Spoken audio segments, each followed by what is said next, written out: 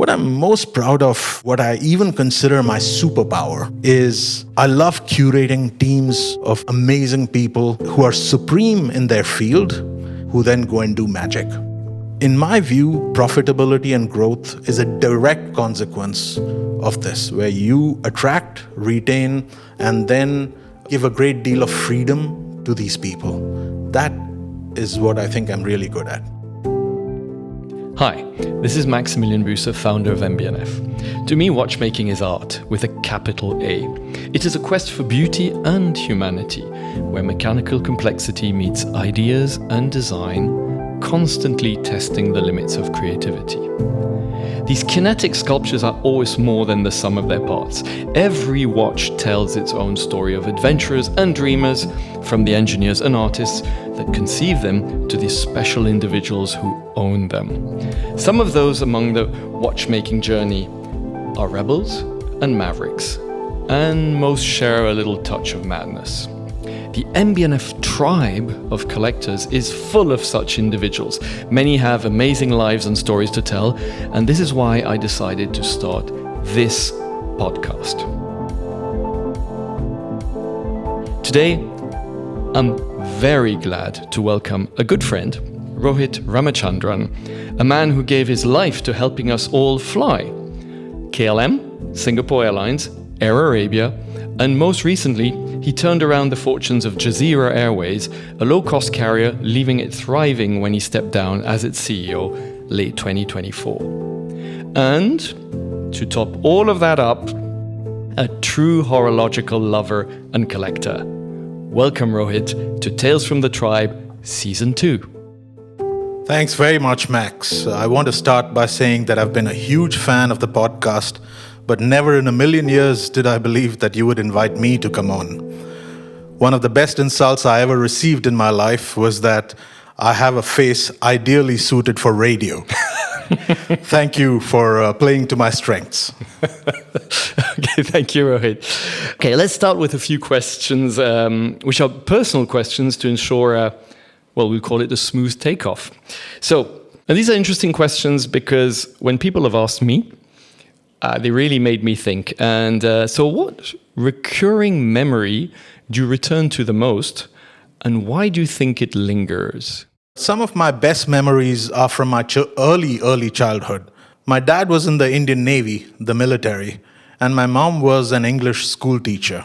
We didn't have much money, like most military families, but I had a very happy childhood, which was heavy on discipline, on values, on education. You have an Indian mom, so you know how it is. Very much so. We moved around between bases every couple of years, which helped me kind of drop roots, to assimilate easily, and to be comfortable wherever I was dropped. You've referred to madness in your introduction several times, as well as in previous podcasts. I have my own special madness, which is that I seem to link songs to memories. It's like having a movie soundtrack attached to every single important event in my life. My first real date with my wife over 30 years ago has a song attached to it. Can I ask which one? It was a very old song called Devoted to You. And in those days, I used to be in Iran. I remember calling her long distance on the phone while she was in Bombay and playing the song over the phone at rates I really could not afford at that point. The infancy of each of my two girls has a song attached to it. I still remember rocking them to sleep on my shoulder with this song playing on the background. Me and my mom working on an anthem for her school, still very vivid in my memory.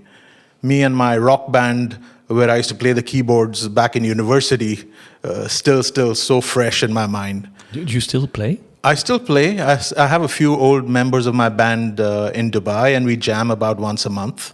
We must get together. So music has been a really big part of my life, and that's one of the reasons why I connect so well with the M.A.D. for example.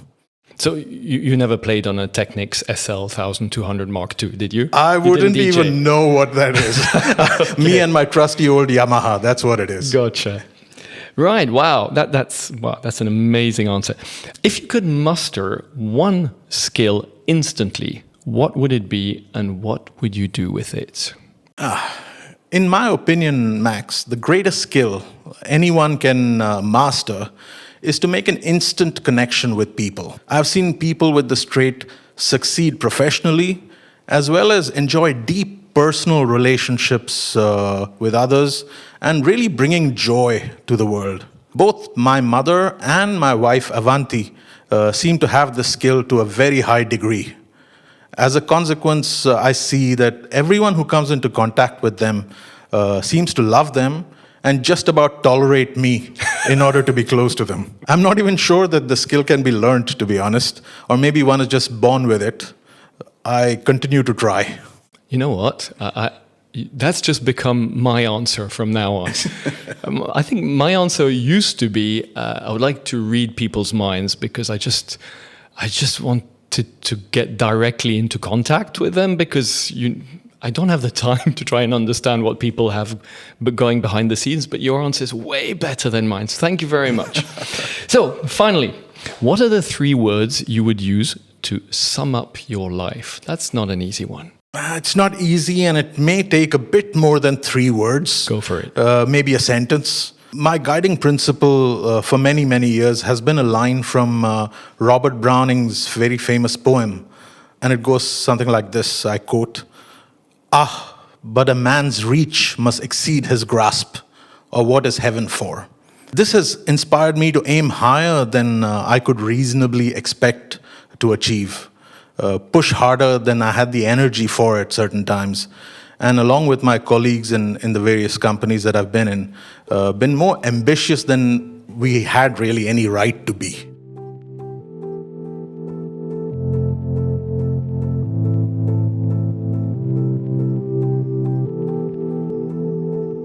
As you've worked at airlines your whole professional life, we're going to travel together on an imaginary voyage which will eventually take us back in time. But for now, the destination is open. Rohit, it can be anywhere.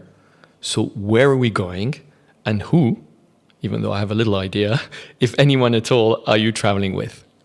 Max, for the last couple of decades, I've had an overdose of flying, mainly for business. Typically, I would take about 180 flights a year. But I still feel a bolt of lightning rushing through my body when I see an airplane landing, for example. Now, almost all of my travel is for leisure, and I far prefer this. My ideal flight is a trip with close friends and family for a few days in the mountains. I have increasingly begun to love the crisp, clean, cold mountain air and taking a few hikes despite not being personally very fit. So perhaps Aspen in Colorado or Banff in the Canadian Rockies. I just love that, and I think I need it once a year. I'm exactly like you. So we're going to have to introduce to you the Swiss Alps, because that's all fine, this American stuff, but we have to show you the Swiss Alps. And okay, next summer or the summer after, we'll try that. So in this scenario, are you flying the plane or are you lounging back at the back of the plane? I'm not a pilot, Max, but in this imaginary scenario, I'm definitely flying the plane. I used to enjoy a monthly session in our flight simulators with my training captains about once a month. And if you've never tried it, it's really great fun. It's super enjoyable as long as I don't have to do it in real life. For sure. And so you've brought one special item along in your hand luggage. What is it and why is it important? Undoubtedly, it's a good book. Or more accurately, it's my iPad, which at any given time has about 400 books on it.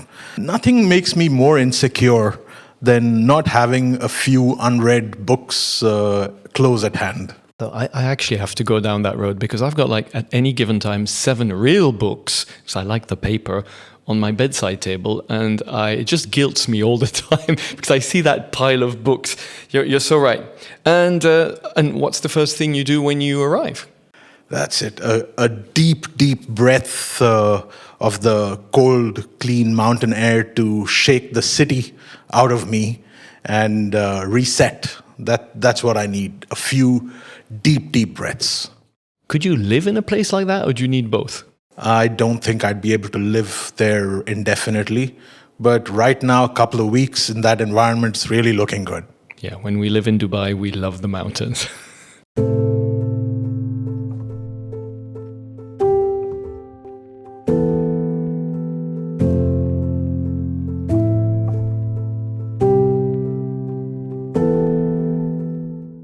Okay, back to reality.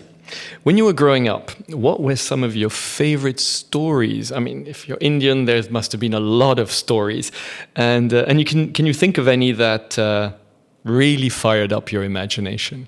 I'm not sure I should tell you this really embarrassing incident, Max. I think it happened when I was about 5 or 6 years old. I have a vague recollection of it, but my parents remind me of it all the time. As I'd mentioned before, we did not have a lot of money while we were growing up.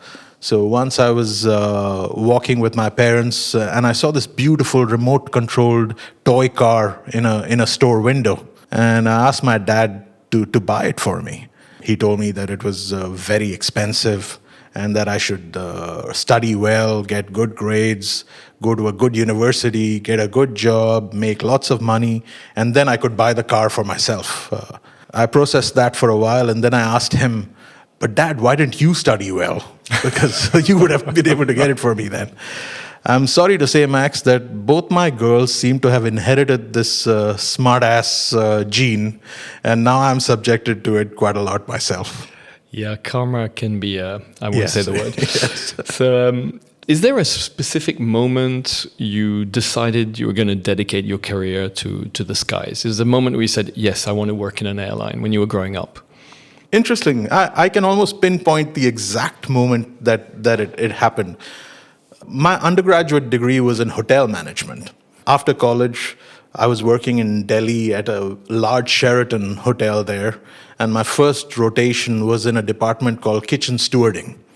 And in kitchen stewarding, my responsibility was to mop the main kitchen floor, polish the silverware, feed the industrial dishwasher that was there in the hotel.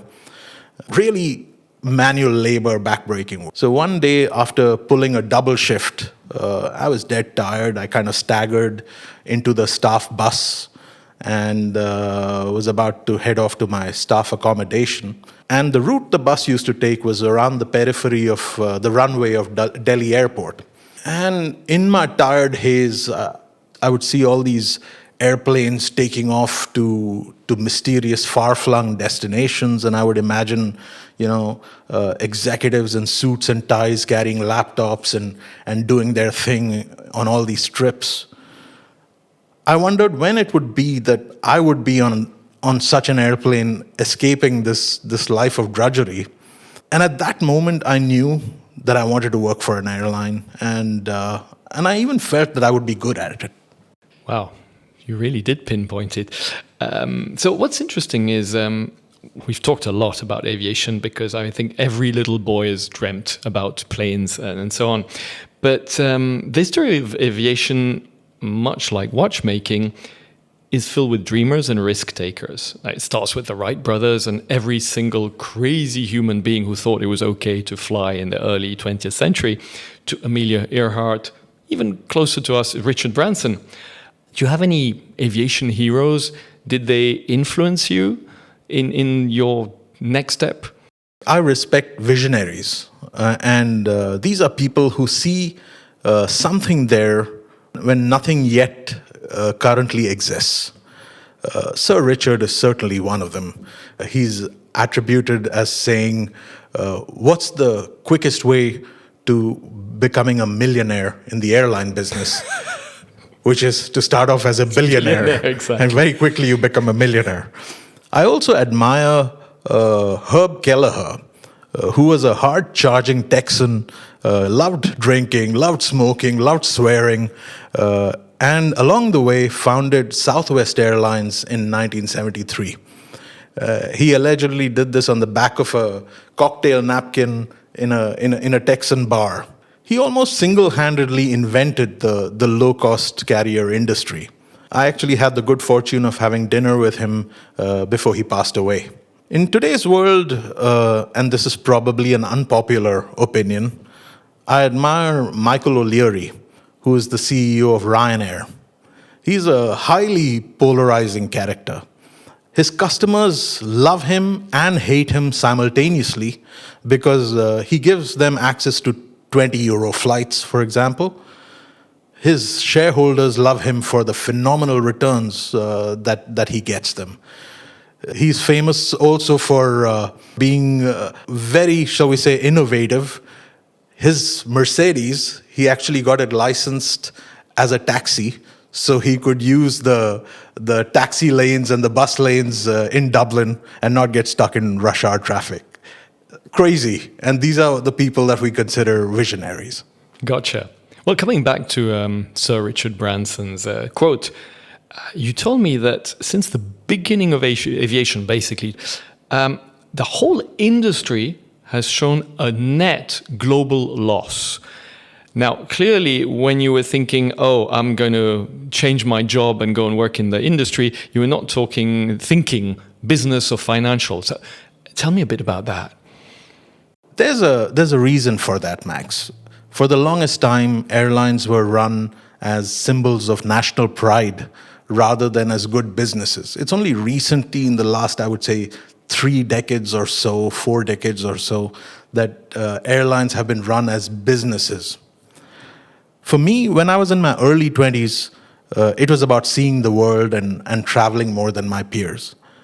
As I slowly got into management, it was about running a good business in a very tough industry, and at the same time facilitating this magical experience for people, connecting families, supporting trade, all the things that we rely on for aviation today.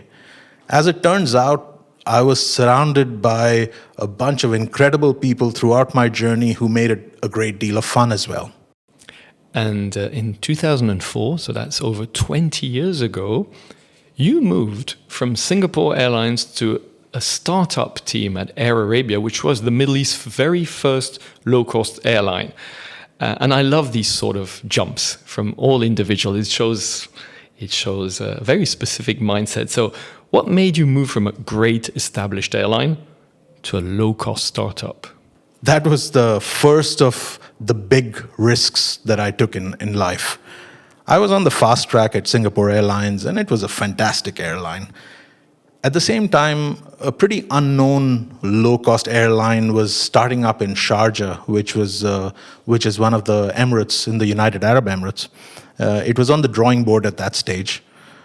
I was approached by them, and after a few conversations, including with the CEO, I was totally intoxicated with the allure of working for a startup, which I hadn't done until that point. I spoke to my wife, who assured me that she would ensure that there was food on the table and that I can chase my crazy dreams. I left Singapore Airlines, which a lot of people told me was the worst thing I could do. I left a lot of unvested stock options behind and jumped into this abyss by joining Air Arabia. I ended up being there for about 13 years, including my first CEO role, if I remember right, at the age of 32 or 33, which was with a subsidiary in Morocco. I want to highlight, Max, that I was always lucky with great bosses who gave me amazing breaks and chances, even when I did not yet really have the qualifications or experience. So very literally, they took a chance on me when I didn't yet deserve it. I try to do the same with the young people who work with me because I think they end up surprising you. That hits a chord with me. When I started at Jaeger-LeCoultre, I always thought that Henri John Belmont saw in me what I didn't see in myself. Right. And I'm so grateful for those people who actually believed in me and pushed me when I was thinking I was absolutely not up to the task. Yeah, that's when we realize that we're getting older. We start understanding that sort of thing. Understanding bosses that we used to hate before. I never hated any of my bosses. Sometimes I didn't understand them, but that's a whole other story. So after Arabia, 2017, 7 years ago, You then took the CEO position at another low-cost airline, Jazeera Airways, which you managed to turn around. Let's talk a little bit about that. The last 8 years have been super exciting. I dare say the best years of my life. I always prefer to use the term grow rather than turn around, because Jazeera was always a small but very profitable low-cost carrier in Kuwait. However, my team and I, we grew the airline significantly. We tripled the fleet, tripled the destinations, quadrupled the earnings, and multiplied the market cap by a factor of 7. As one of only 2 listed airlines in the Gulf, and one that does not really have a rich daddy, all of us at Jazeera were very, very proud that we competed and won against the large state-owned Gulf carriers. And that's true. It's very particular to the Gulf. The fact that virtually all Gulf airlines are owned by the state, and it's their national pride. So, okay, maybe we'll come back to that afterwards. But one thing which is always interesting for me is, what's the main difference between a low-cost carrier and a traditional carrier? The lines between these two business models are slowly getting blurred, but the textbook definition is that low-cost carriers adopt a very simple business model. Typically, they are all economy, while all the unnecessary processes and services and those elements are stripped out of the offering. They have very high aircraft utilization, and they reduce their unit cost and theoretically pass on those savings as lower fares to the customer. While the customer typically pays a fairly low price for the ticket, any optional extras that they require, such as baggage, food, Wi-Fi, etc., they are charged additionally. Is that a significant portion of the revenue, or is that just extra frills? So ancillary revenue, which is what I just described, which is defined as any revenue that's not the pure ticket fare, with good low-cost airlines can constitute half of their revenue. No way. Oh, yes. So, I mean, that bag of chips and that extra carry-on baggage, all that. Yes, and the date change fees, and if they charge you to speak to a human being at the call center rather than use their mobile app, all that goes into ancillary revenue, and that is a very significant revenue stream for low-cost carriers. Now, full-service carriers are typically large network carriers. They offer multiple classes of travel.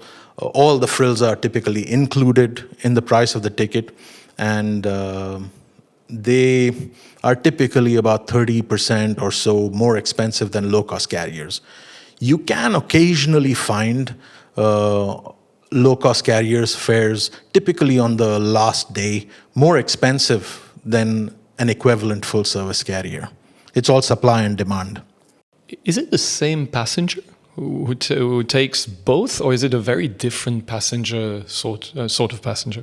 They are the same typically when it's leisure travel, and if the flying time is less than 4 hours. So if it's less than 4 hours, most people feel that they don't need a flatbed and champagne and caviar and so on. And they're very happy to fly a low-cost carrier that has a punctuality for good, clean airplanes. And on the other hand, if it's a longer flight, or if you're traveling on business, many people prefer to take a full-service carrier because it gives them flexibility to change their dates if their meetings change and so on. I must admit, I chop and change. I do a bit of everything, depending what's practical. I've noticed also recently that a few low-cost carriers, at least in the Gulf, are starting to have business classes. Is that something new? Yes, and that goes back to what I said earlier. The lines are getting blurred, and over the last decade or decade and a half, you've seen the advent of so-called hybrid carriers, which try and take elements that they think are ideal from both business models. And although 1 or 2 airlines have seen success with this model, most notably JetBlue, for example, in the US, it's very hard to make a success of a business model which is not really disciplined. And you need a great deal of discipline to run an airline where the business models are blurred. So, what is the biggest danger when you're a low-cost carrier, when you manage a low-cost carrier? What do you really have to pay attention to? It's in the name. It's the cost structure. And the cost structure, I don't necessarily refer to the bag of chips or the amount you make from selling food and drink on board, although that can be important. It is contracts. It is the way you structure your deals with the aircraft manufacturers. It is the way you do your pricing, the algorithms that govern demand and supply and how that links to your pricing. You have to be super dynamic with all of that to make a success as a low-cost carrier. So apart from, of course, the growth and the profitability, which was your job, what other achievements are you most proud of in these last decades? What I'm most proud of, what I even consider my superpower, is I love curating teams of amazing people who then go and do magic. I personally do very little, and I spend most of my time actually attracting good talent who are supreme in their field and get the hell out of the way. That's what I like to do. In my view, profitability and growth is a direct consequence of this, where you attract, retain, and then give a great deal of freedom to these people. That is what I think I'm really good at. It's a great lesson. Are you a disruptor? Or are you somebody more an evolutionary creator? That's a very tough question. I think being a disruptor requires a deep understanding of the environment, of the customer, and even knowing what the customer wants, while the customer themselves may not really know what they want. In my view, and particularly in our business, that's what a disruptor is. A good example of that is when we launched what was the longest scheduled service of the Airbus A320, which was a service between Kuwait and London. And it started in 2019. And it was so crazy to do that long-haul route with a narrow-body airplane. But it worked. That really disrupted the market with British Airways and so on. I think being a disruptor requires immense risk-taking ability and the knowledge that the disruption may not really work, and then still be okay with it. We always say a creative adult is a child who survived, because Exactly. all kids are creative because they're not scared of being wrong. Correct. That's exactly it. So let's talk about a major disruption we all lived, which was COVID. And if there was one industry which was impacted massively, it was, of course, airlines. What happened to you and your team?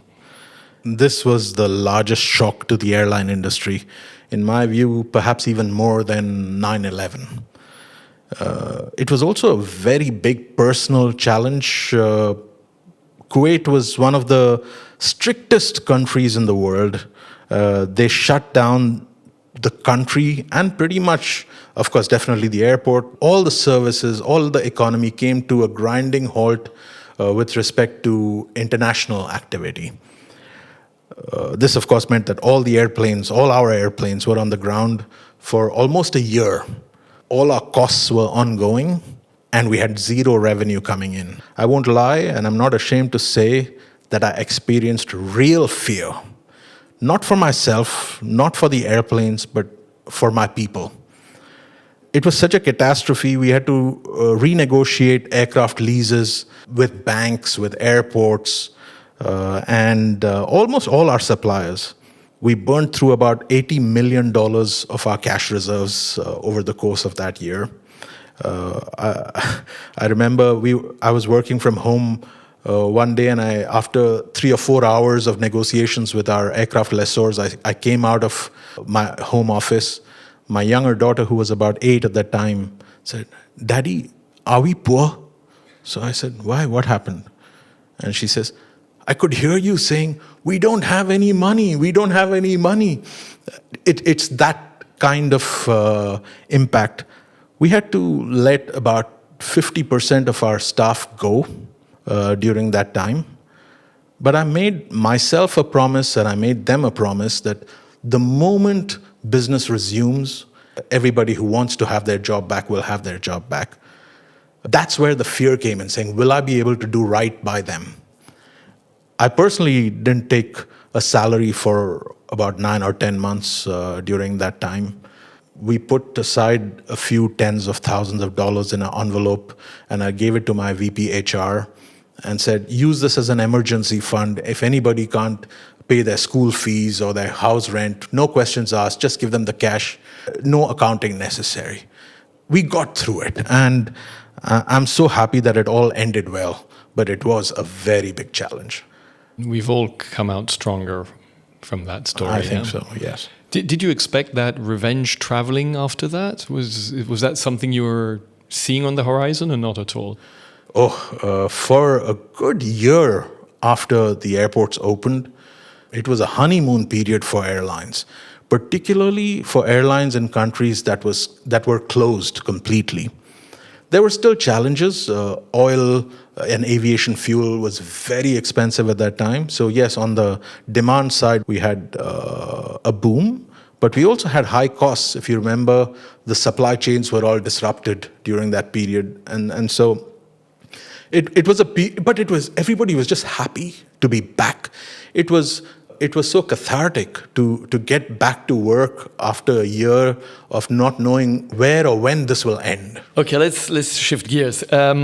You've worked for 4 major airlines across 3 continents. You're clearly a global traveler. What sort of sense of home do you have? What does the idea of home mean for you? Are you somebody who's happy always not being at home? The last 20 years, Max, I've spent a lot of time away from home and away from the family. So I guess it's no surprise that I consider home to be where my family is. With my oldest daughter now heading off to university this year, the last few months that I have spent at home after leaving Jazeera have been extra special. And I've been savoring this time and proximity with my girls.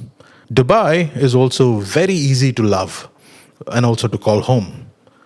We moved here in 1998, and we've enjoyed the growth of the city alongside the growth of our family. Our closest friends from back then are still here, so I'd really consider Dubai home. Something maybe people don't know is your wife, Avanti, has a very important position at arguably the greatest and most successful global airline in the world, and one I'm incredibly fond of, Emirates. So you guys are like this airline powerhouse couple. What do you guys talk about at home? Do you ever talk about airlines? So Avanti and I were classmates from hotel school 31 years ago. Then we both joined the airline industry. She gravitated towards loyalty and the premium end of the business, while I focused on the opposite end of the spectrum, which is low-cost airlines. She is my greatest strength and my best friend. But it took me a really long time to learn that when she talks about her day, when we get home in the evening, she's not really looking to me to solve all her work challenges. This has been particularly obvious with my recent semi-retirement and me being at home more than normal. As an example, Max, you remember about a year ago there were these floods in Dubai, a whole bunch of rain where for about 3 or 4 days the city came to a grinding halt. Airport operations were disrupted. A lot of flights were canceled or delayed. Baggage was all over the place. Emirates, being the base carrier, was particularly hurt. And during this period of disruption, one of Avanti's friends, I heard asking her, so how's it going at work? She says, no, we're getting back slowly, the operations coming back to normal. I can really handle all of that side of the business. What I can't handle is Rohit sitting in the background giving me advice on how to do it. So yes, it comes with its pluses and minuses of both of us being in the same business. Okay.